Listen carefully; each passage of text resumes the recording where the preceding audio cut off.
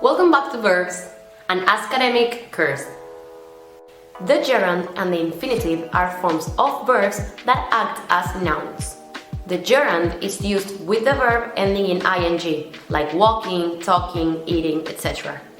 As we have seen in the lessons of verbs, the infinitive is formed with the verb plus to. When a verb follows another verb, we always need to use the infinitive or the gerund. We normally use the infinitive after some verbs and the gerund for the other verbs. There are also some verbs in which we can use both the infinitive or the gerund. Examples for this with the infinitive could be: I can't afford to buy a new car. They decided to move to Australia. He needed to leave class early. Examples for this with the gerund would be: I enjoy listening to music. She can't tolerate complaining. My mother could retire, but she keeps working. Examples for mixed could be: he began to doubt himself. He began doubting himself. She hates studying. She hates to study. You love dancing. You love to dance. We can use the gerund or the infinitive as a subject, object, or complement of a sentence. But in general, it's much more common to use the gerund as a subject. Examples as object could be: I like cooking. I like to cook. She continued working. She continued to work. Examples as subjects could be: swimming is good exercise. Drinking and driving is dangerous. Examples as subjects could be: swimming is good exercise. Drinking and driving is dangerous. With some verbs, when we use the infinitive and the gerund, the meaning changes. Some examples for verbs like this could be forget, mean, remember, and stop.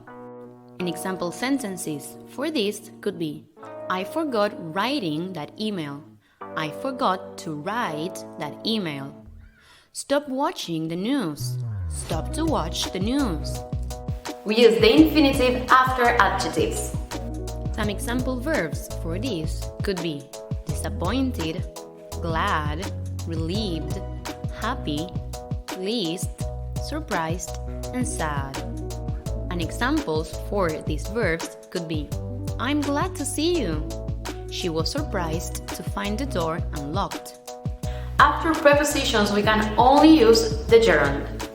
Sample verbs for this could be about, against, at, after, before, by, on, and without.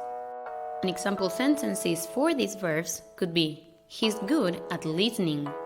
I always read before going to bed. You can't leave without saying goodbye. The gerund is used after some names. Examples for this could be danger of, interested in, reason for, experience in, opportunity of, problem with, advantage or disadvantage of. Example sentences for this could be: what is the advantage of waiting? I am interested in taking English classes. His problem finding a new job was his lack of experience. The gerund is used after some expressions and some phrasal verbs. Examples for this could be: to be with, can't help, don't mind, feel like, and to look forward to. Example sentences for this could be: we're really looking forward to seeing you. That movie is not worth seeing. I can't help falling in love.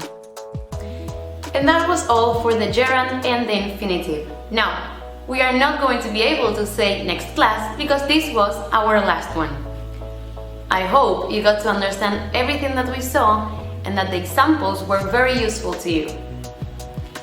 I also hope that you get to understand this so well that you can apply it to real-life situations. And that was all on verbs. I hope to see you in another course by Academic.